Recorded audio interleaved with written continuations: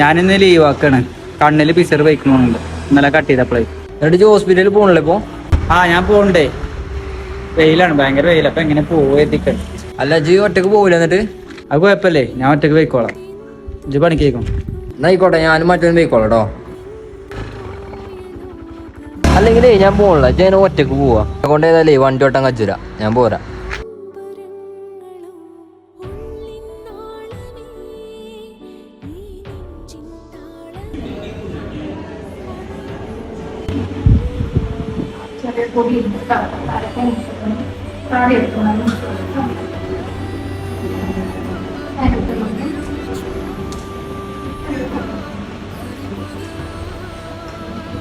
ചെറുക്കന് മരുന്നാ കിട്ടിക്കണേ കണ്ടില്ലേ സാധനം?